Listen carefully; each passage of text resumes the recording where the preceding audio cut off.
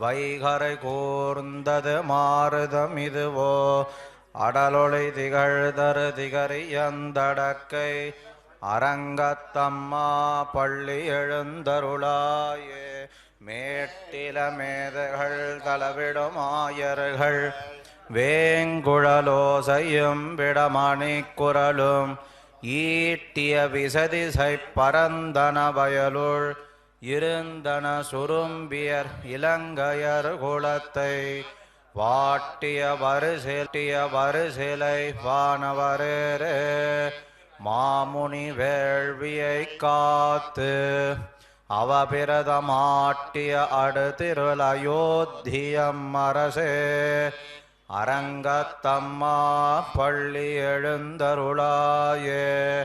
புலம்பின புட்களும் பூம்பொழின்களின் வாய் போயித்து கங்குள் புகுந்தது புலரி கலந்தது குணதிசை கலகடலரவம் களிவண்டு மிழத்திய கலம்பகம் புனைந்தா அலங்கலந்தொடையில் கொண்டு அடியின பணிவான் அமரர்கள் புகுந்தனராதலில் அம்மா இலங்கையர்கோன் வழிபாடு செய்கோயில் எம்பெருமான் பள்ளி எழுந்தருளாயே.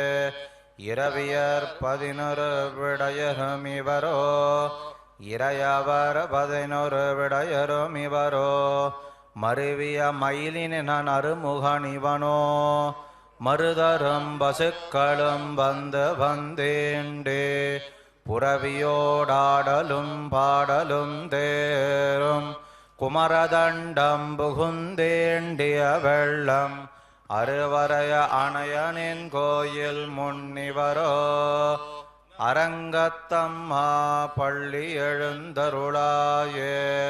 அந்தரத்தமரர்கள் கூட்டங்களிவையோ அருந்தவ முனிவரும் வருதரும் இவனோ இந்திரனானையும் தானும் வந்திவனோ எம்பெருமானுண கோயிலின் வாசல் சுந்தரர் நெருக்கதுச்சாதரர் நோக்கா இயக்கரும் மயங்கினர் திருவடி தொழுவான் அந்தரம்பாரரில்லமத்திதுவோ அரங்கத்தம்மா பள்ளி எழுந்தருளாயே.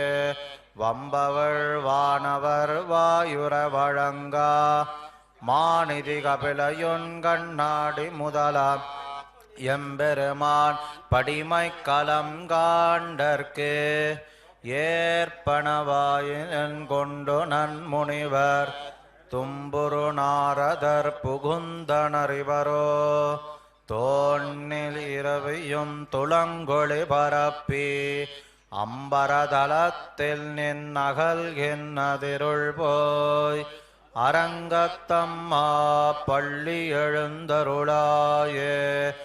ஏதமில் தன்னுமயக்கம்மத்தலி யாழ்குழல் முழவமோடி இசதிச கிழமி கீதங்கள் பாடினர் கிண்ணரர் கருடர்கள் கந்துரு வரவர் கங்குலுமெல்லாம் மாதவர் வானவர் சாரணர் இயக்கர் சித்தரும் மயங்கினர் திருவடி தொழுவான் அந்தரம்பாரல்லமத்கனாலோலக்கமருளாம் அரங்கத்தம்மா பள்ளி எழுந்தருளாயே.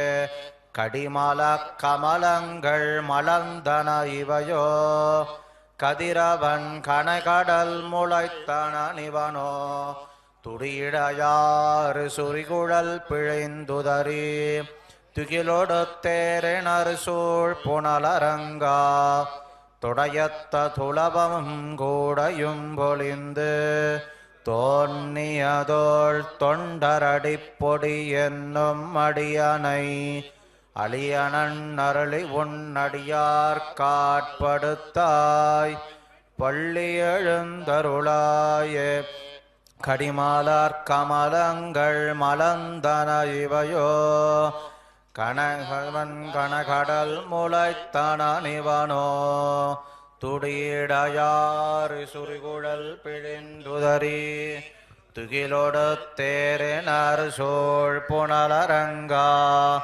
துடையத்த துலபமும் கூடையும் பொழிந்து தோன்னியதோள் தொண்டரடிப்பொடி என்னும் அடியனை அழியனன் அருளி உன்னடியாட்காட்படுத்தாய் பள்ளி எழுந்தருளாய நீலாதுங்கத்தனகிரிதே அடி சுத்த முத்தோத்த திருஷ்ணம் பாராஜம்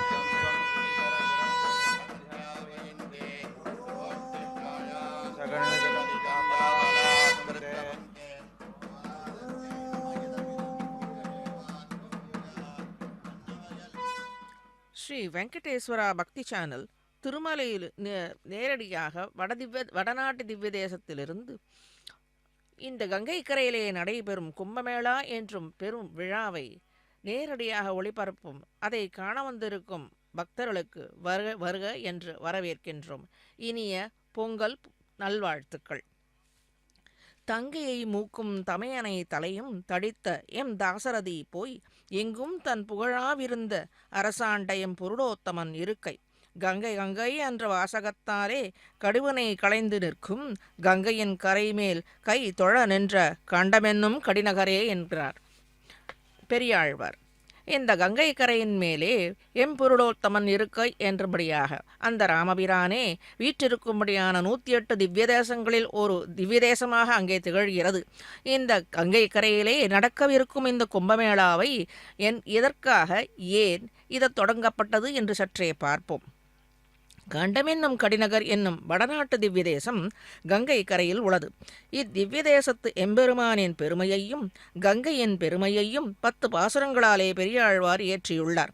சாதாரணமாக ஏதேனும் ஒரு குளத்தில் நீராடுபவர்கள் அக்குளத்து நீரை போய் கிணற்று நீரையோ கங்கை தாயை நினைந்து கொண்டு கங்கை கங்கை என்றே உச்சரித்து கொண்டே நீராடுவர். எனில் கங்கை கரையில் எழுந்தருளி இருக்கும் கண்டமென்னும் கடிநகர் என்னும் இந்த திவ்யதேசத்து பிரயாகை பெருமானை தேவப்பிரயாக என்றும் பிரசித்தம். இவ்வண்ணமாக இத்திவ்யதேச தொடக்கமாக கங்கை கரையில் ஸ்ரீ பதரிகாசிரம் வரையில் பல திவ்ய தேசங்கள் உள்ளது. கங்கையில் தொடங்கி இருக்கும் கும்பமேளா என்னும் ஒரு புனித நீராடல் பழங்காலந்தொட்டு இந்துக்களின் ஒரு உயர்ந்த விழாவாக கொண்டாடப்பட்டு வருகிறது. இதன் விவரத்தை தொடர்ந்து பார்ப்போம் நேயர்களே. துர்வாசமுனி ஒரு சமயம் அறியாதார் யாரும் இருக்க மாட்டார்கள். ருத்ரமூர்த்தியின் அம்சமாக திகழ்பவர். வித்யாதரர் என்னும் தேவஸ்ரீ மகாலட்சுமியிடமிருந்து பிரசாதமாக பெற்ற சந்தானகம் எனும் தேவமலர்களால் ஆன ஒரு மாலையை துர்வாசருக்கு பிரசாதமாக கொடுத்தாள். உளம் மகிழ்ந்த துர்வாசரோ சஞ்சாரமாக இந்திரலோகத்திற்கு செல்ல சசிபதியான இந்திரன் யானையின் மேலே ஆரோகணித்து வந்து கொண்டிருந்தான். இந்திரன் அதாவது தேவேந்திரன் பல வகை நன்மைகள் பெறட்டும் என்று துர்வாசரும் உயர்ந்த மனமிகுந்த மாலையை இந்திரனுக்கு பிரசாதித்தான். இந்திரன் அடங்கா கர்வத்தாலே அம்மாலையை பெற்றுக்கொண்டு யானையின் மத்தகத்தில் மேலே வைத்து விட்டான். இந்திரனின் யானையோ செருக்கு உடையதாக இருந்தது. அம்மாலையை முகர்ந்துவிட்டு தரையில் எறிந்துவிட்டது. இது கண்ட முகரிஷிக்கு கோபம் வந்துவிட்டது. மகான் பிரசாத என்று கொள்ள வேண்டியதை, அதுவும் தாயார் அணிந்த அந்த மாலையை உயர்ந்ததாக கொள்ள வேண்டியதை இந்திரன் அவமரியாதை செய்ததை கண்டு மகரிஷியும் வெகுண்டு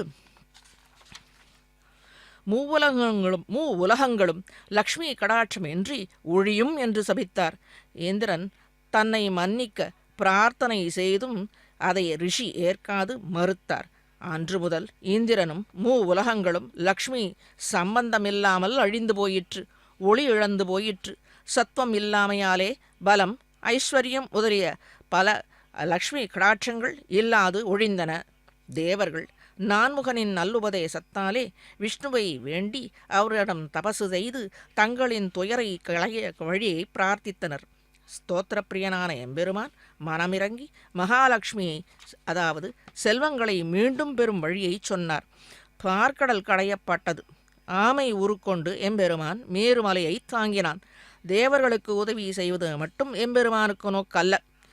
தான் இழந்த மகாலட்சுமியை கைகொள்ளவே இச்செயலை செய்ததாக ஆயிற்று. அழியாமை எனும் அமிர்தத்தை பெற தேவர்களும் அசுரர்களும் கடலை கலக்கியபோது பல ஐஸ்வர்யங்கள் கிடைத்தன.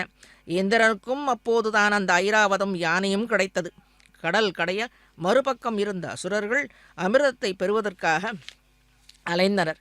இதை தவிர்க்க இந்திரனின் மகனான ஜெயந்தன் அமிர்தம் நிறைந்த குடத்தை எடுத்துக்கொண்டு 12 நாட்கள் ஓடினர்.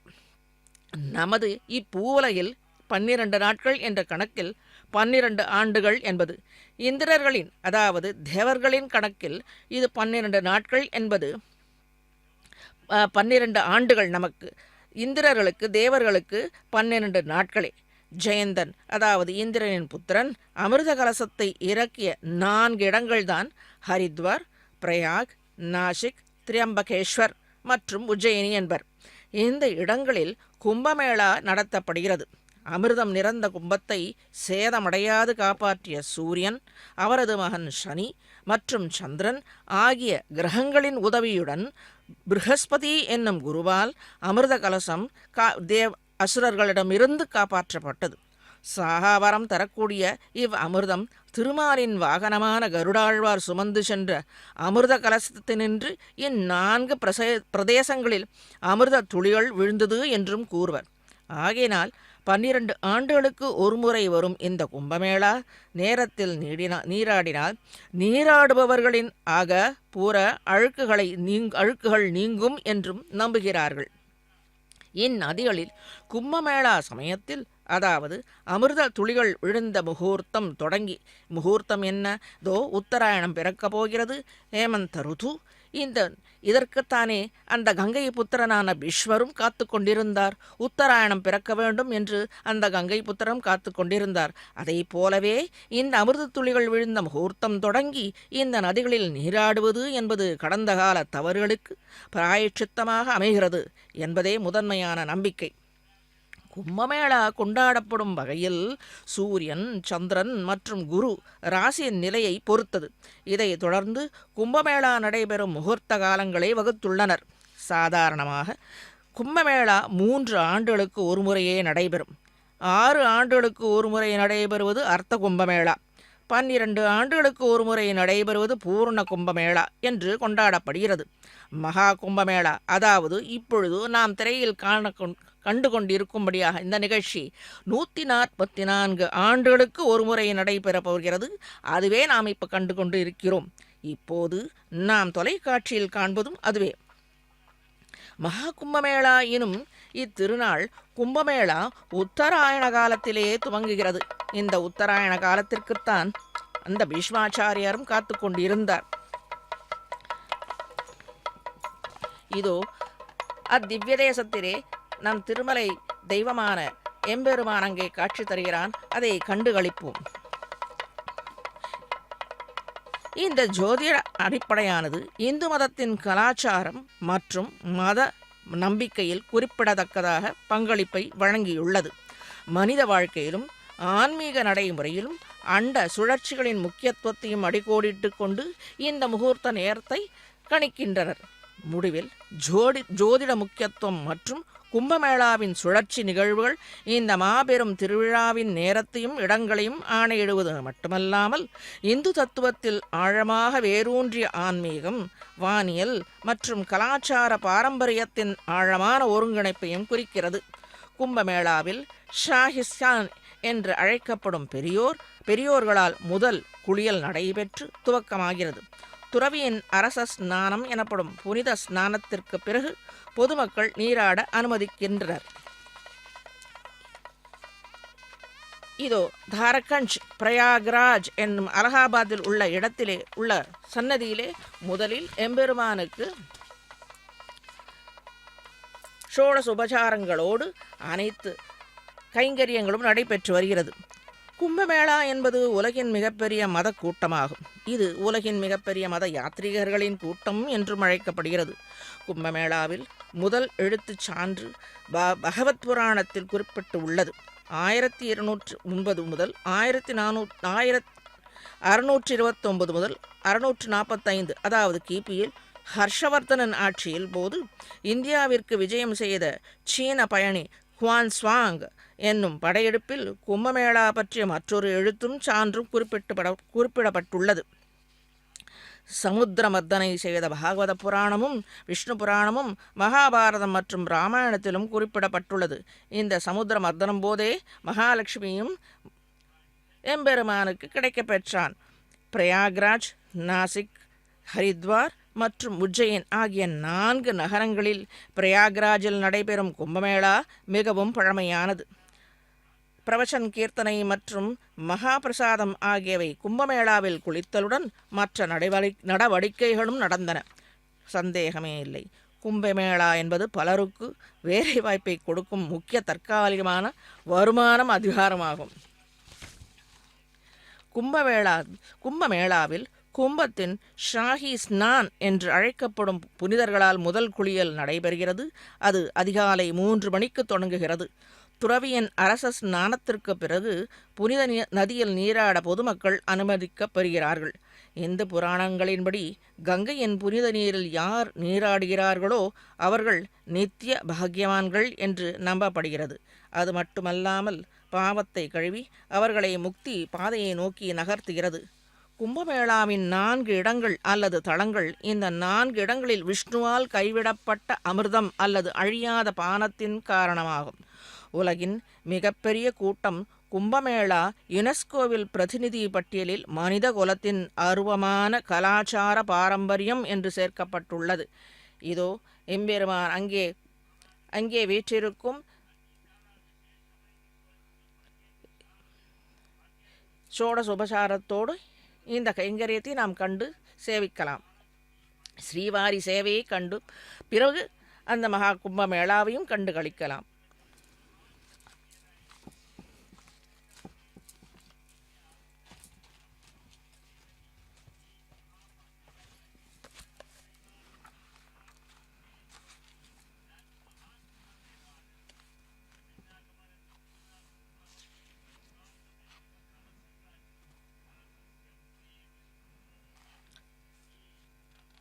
இந்த தொண்டர் குழாங்களோடு நாம் அந்த கங்கை கரையிலே ஸ்நானம் செய்வதாலே அண்ட குலத்துக்கு அதிபதியாகி அசுரர் ராக்கதரை இண்ட குலத்தை எடுத்து களைந்த இருடிகேசன் தனக்கு தொண்டை குலத்தில் உள்ளீர் வந்த அடி தொழுது 1000 நாமம் சொல்லி பண்டை குலத்தை தவிர்த்து பல்லாண்டு பல்லாயிரத்தாண்டு என்பனே.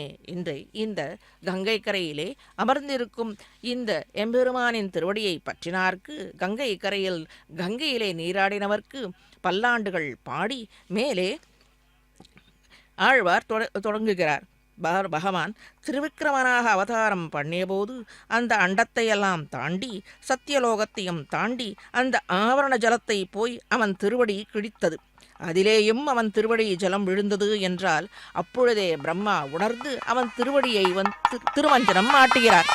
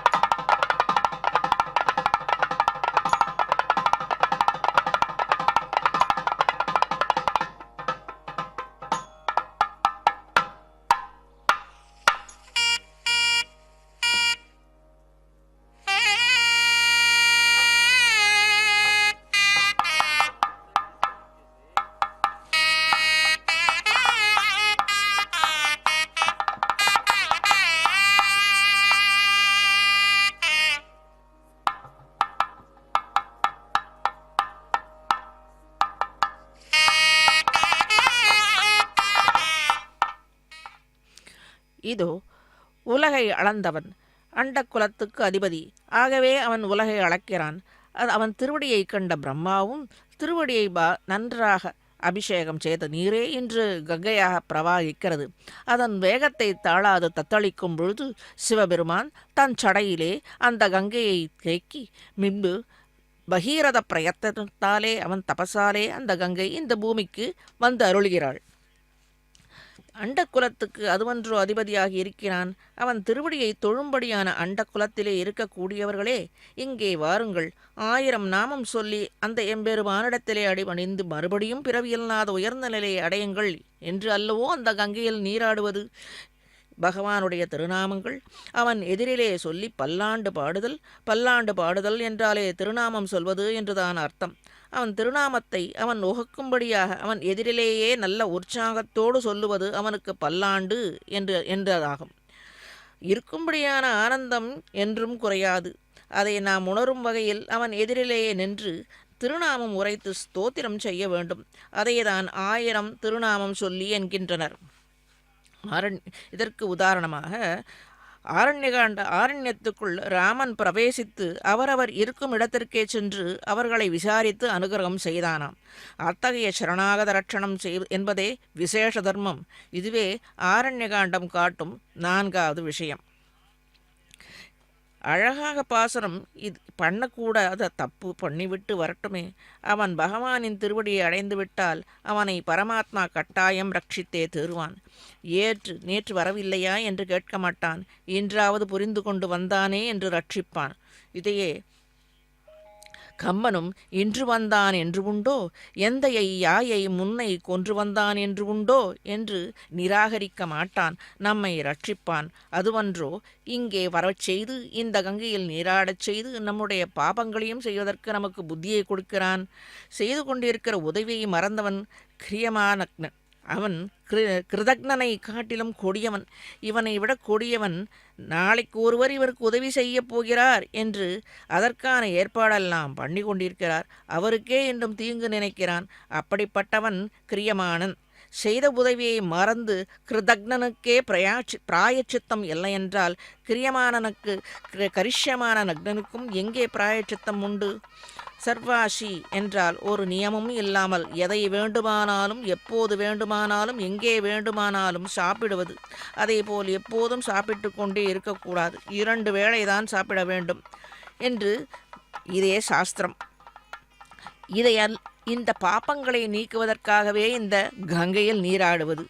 அகமஸ்மி என்று தொடங்கும் அன்னசூக்தம் விசேஷமானது. இதை அன்னசூக்தம் இந்த கங்கை நீராடுவதற்கு சமமானது.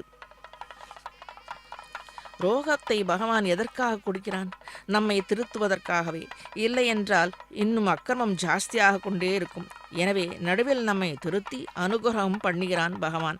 ரோகமும் பகவானின் அனுகிரகமே. நல்லதுக்குத்தான் என்று நினைப்பவர்கள் பகவானிடத்தில் உண்மையான பக்தியை உடையவர்கள். உண்மையான அறிவாளி ஆகாரத்தை பற்றி சிந்திக்க மாட்டான். மனுஷன் பிறந்தான் என்றால் கூடவே ஆகாரமும் பிறந்திருக்கிறது. பகவான் வாசுதேவன் பகவத்கீதையில் ஆகார நியமம் பற்றி சொல்லியுள்ளான். ஆகாரத்தினாலேயே சாத்வீக ரஜோ தமோ குணங்கள் உண்டாகின்றன என்கிறான். நல்ல விஷயங்களில் மனம் பதியவும் ஸ்மிருதி பலம் நன்கு அமையவும் எம்பெருமானிடத்தில் பக்தி ஏற்படவும் களைப்பு தூக்கம் வராமல் இருக்கவும் சாத்வீகமான ஆகாரம் உட்கொள்ள வேண்டும். இந்த கங்கை என்னும் புனித நதியில் அமிர்தம் விழுந்ததாக கூறப்படும் தேதிகளில் கும்பமேளா நடைபெறுகின்றது. ஒவ்வொரு ஆண்டும் வியாழன், சூரியன் மற்றும் சந்திரனின் ராசி நிலைகள் சேர்க்கைக்கு ஏற்ப தேதிகள் கணக்கிடப்படுகின்றன. கும்பம் என்றால் அமிர்தம். கும்பமேளா பூமியில் தெய்வங்கள் வாழ்ந்த காலத்திலிருந்து தொடங்கி வருகிறது. தூர்வாச முனிவரின் சாபத்தால் அவர்கள் பலவீனமடைந்து மற்றும் பூமியிலே அந்த அசுரர்கள் பேரழிவை ஏற்படுத்தினர். இதை தவிர்க்கவே அங்கே பார்க்கடல் கடையப்பட்டது. அதுவும் விஷ்ணுவின் அனுகிரகத்தாலே பார்க்கடலில் கடையப்பட்ட போது நன்றாக பல புண்ணிய காரியங்கள் செய்யப்பட்டது. மேலும் பல லக்ஷ்மி கடாட்சமும் பல முன்னேற்றமான செயல்கள் செய்யப்பட்டு விஷ்ணு அதை கைப்பற்றினார். வேத நம்பிக்கைகளின்படி சாகாவரம் தரக்கூடிய அமிர்தமும் அது நின்று தோன்றியது. சில துளிகள் அமிர்தத்தில் விழுந்தன என்று இந்துக்கள் நம்புகிறார்கள். எனவே இந்த கங்கை நீரில் இந்த கும்பமேளாவில் தீர்த்தமாடும் இந்த கிரியை நடைபெற்று வருகிறது.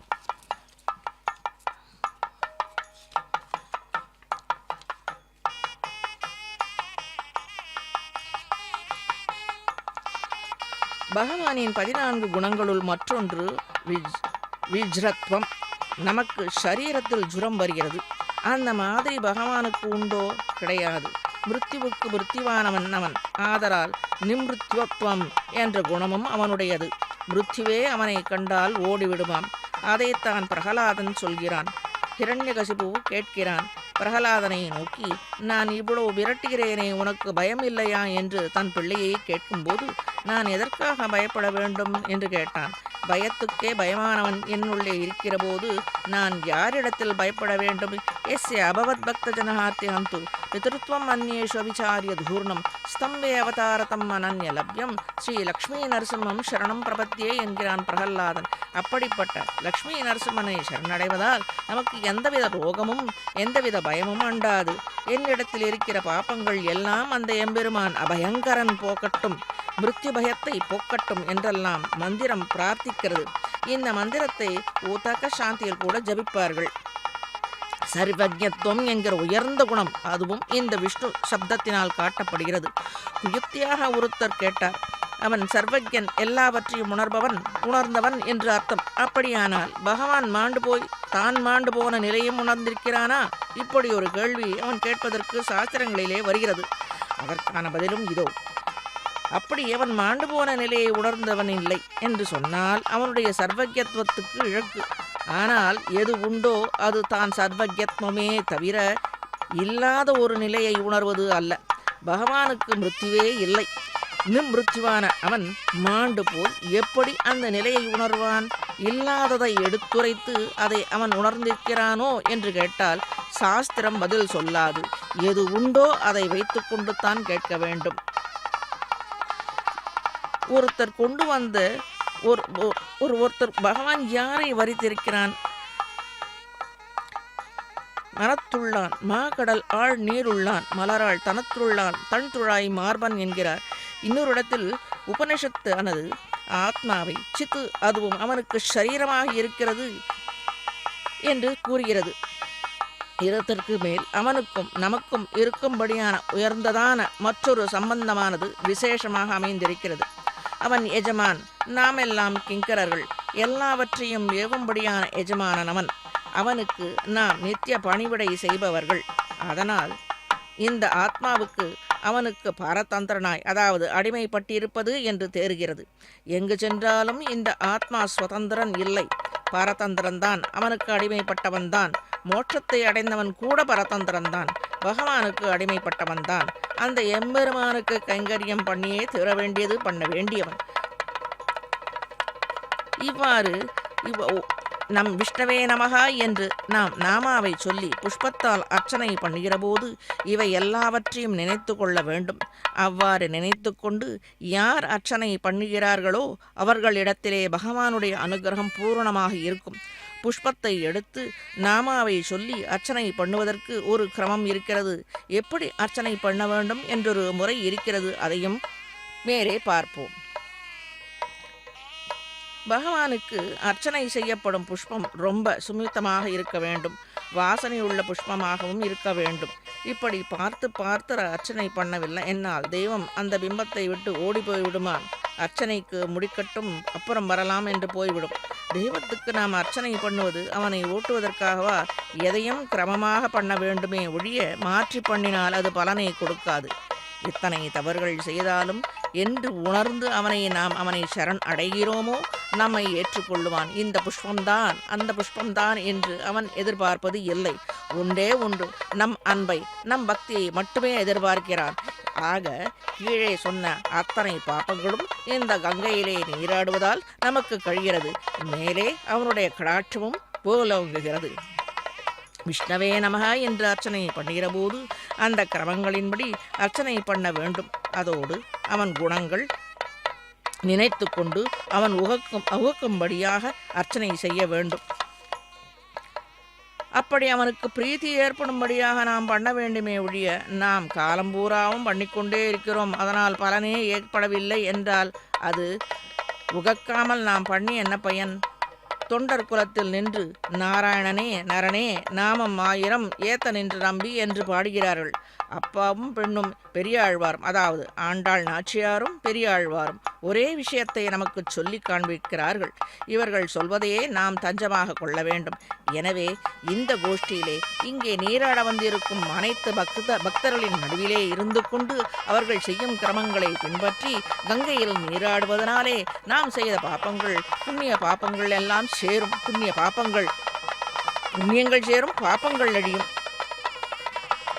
மகான்கள் விசிஷ்டாதிகள் கூட யஜ்ஞ யாகாதிகளோடு பகவான் திருநாமத்தை சொல்லி அவனுடைய பெருமையை பேசியிருக்கிறார்கள்.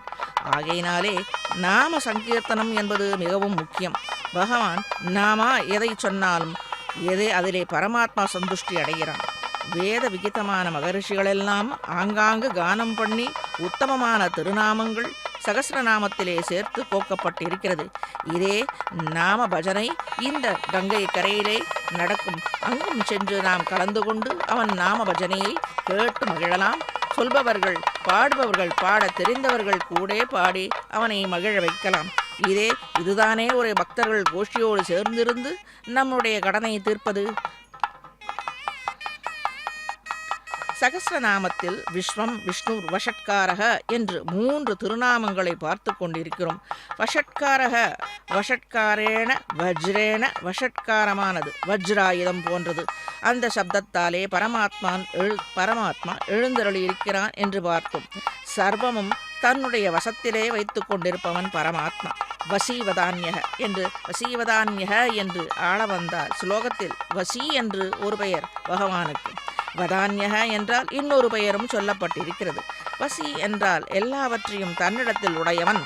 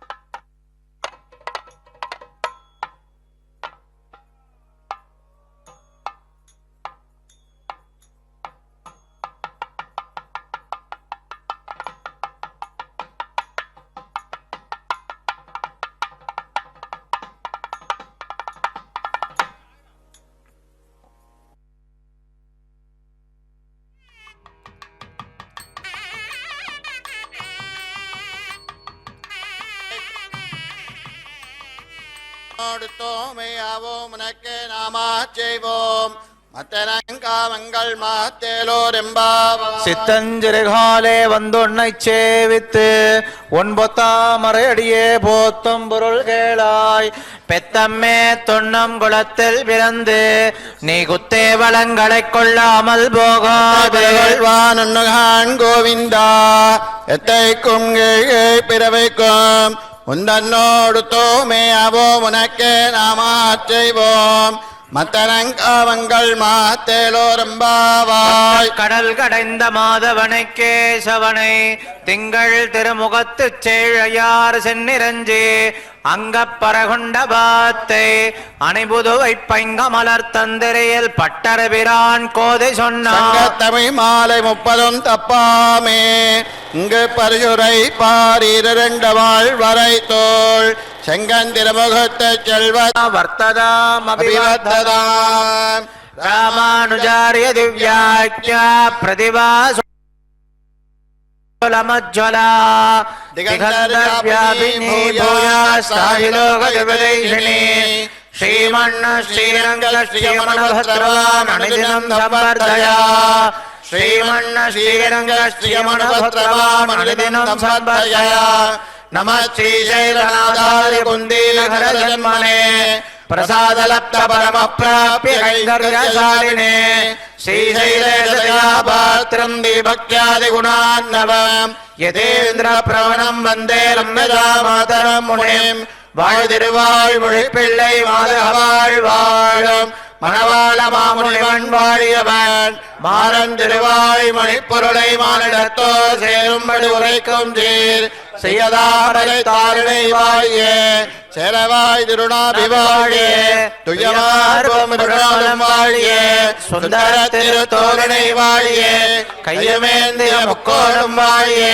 கரணபங்கிய கண்ணினை வாழிய பொயிலாத மனவாள மாமுடி புந்திவாய் புகழ்வாழ் வாழிய அடியார்கள் வாழ அரங்கனர் வாழ சடகோபன் தந்தமை நோள் வாழ கடல் சூழ்ந்த மண்ணுலகம் வாழ மணவாள மாமுனியே நமர நூற்றாண்டிலும் திருவாடி பூரத்தில் ஜகத்துரித்தாள் வாழ திருப்பாவை 30 செப்பினாள் வாழ பெரியாழ்வார் பெற்றெடுத்த பெண்பிள்ளை வாழ பெரும்போதோர் மாமுனிக்கு பின்னாள் வாழ ஒரு 143 உரைத்தாள் வாழ உயரங்கற்கே கண்ணு உகந்தளித்தாள் வாழ மறுவாரும் திருமல்ல வடநாடி வாழ மண்புறோதே மலர்பதங்கள் வாழிய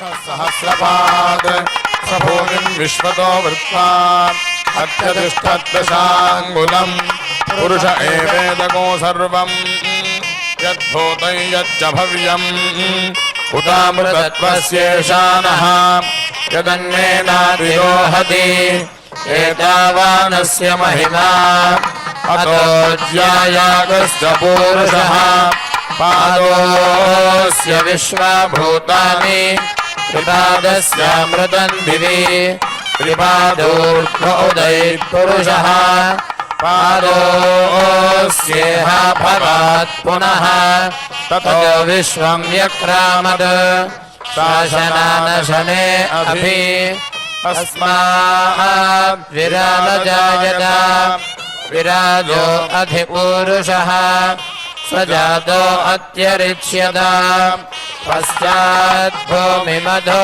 पुरः यत्पुरुषेण हविषा देवा यज्ञमदन्वत वसन्तो तस्यासीदाज्यम्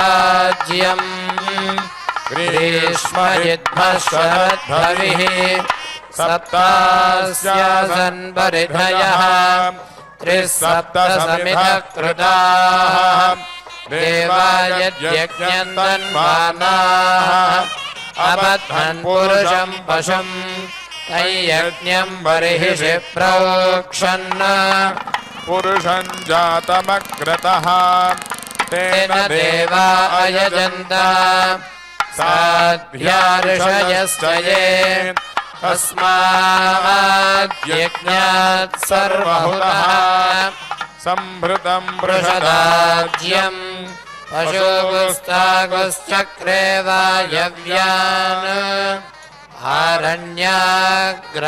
आरण्याग्राम्याश्च ये तस्मात् यज्ञात् सर्वहुतः ऋजः सामानि जग्निरे छन्दागुंसि जग्निरे तस्मात् यजस्तस्मादजायत तस्मादश्वा अजायन्त एके च भयाततः गावो हजग्निरे तस्मात्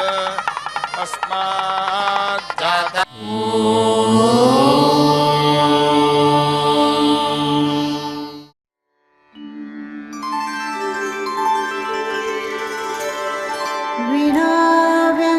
वेङ्कटेशं ननाथो ननाथः सदा वेङ्कटेशं स्मरामि स्मरामि हरे वेङ्कटेश प्रसीद प्रसीद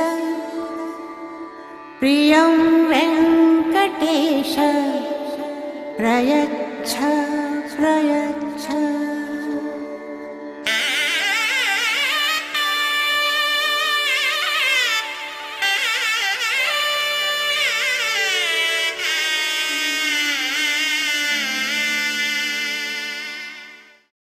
Guru